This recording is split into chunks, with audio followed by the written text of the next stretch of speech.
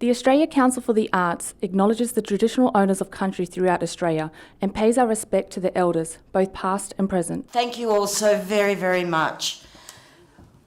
You know, every day I get to walk when I'm in Sydney and I come to work at the Sydney Opera House, I get to walk on the lands of the Gadigal.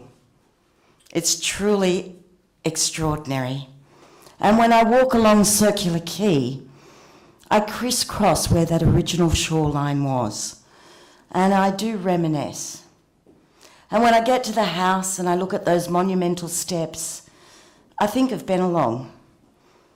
And I think, wow, it's quite extraordinary because this wasn't actually his country. He was a Wongal man, but this was an incredible place of gathering and education and story and dance.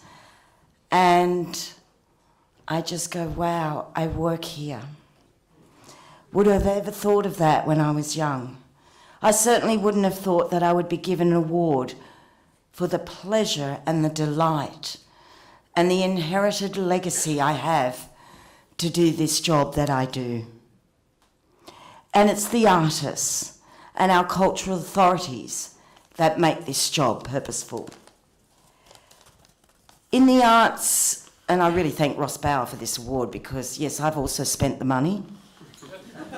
And it was fabulous because we were able to have all these extra acts at Boomerang this year.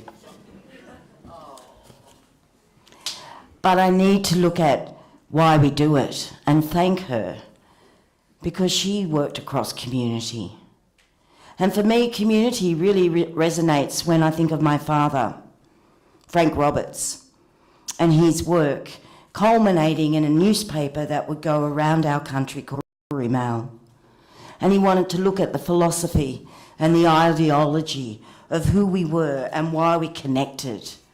But most importantly, we had to connect to those cultural authorities. Today, while I used to follow my father around the country, today I'm absolutely delighted, and I can't see her, but she's the good-looking one in the audience. I have my 18-year-old daughter, Sarah Roberts Lydia. Where are you? Nothing like shaming her. She is going to continue that inherited legacy. You know, every action, every sound, every step, every paint, every piece of music that we make as First Nations people impact on our society. And we grasp that with pride and we say, we are First Peoples. And in the mainstream, they too have that voice, but nothing like we have to carry. And our cultural conscience in this industry needs to be adjusted. It needs to hear that First Nations voice. We can make the music and the dance and the paint and the story, but we know we're carrying obligation. We're carrying responsibility. And I really appreciate this award, but I know it is not possible without my colleagues like Lydia and Rachel. It's not possible without the extraordinary talent we have in our artists.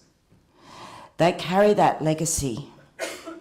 They listen to those cultural authorities and they bring it to the world, and often at the cost of their own lives and their families. So for us to be in the arts, we have created this incredible family. I thank you for doing the writing, doing the dance, painting the pictures, playing the music, because you take risks with our culture and you enable that culture to live in the 21st century. And how extraordinary that is as part of this creative sector of Australia. And I know one day, very, very soon, because there are the extraordinary young artists coming through who will take the risk, but they'll also enable that voice that we in the creative industries as First Nations people are the first economy.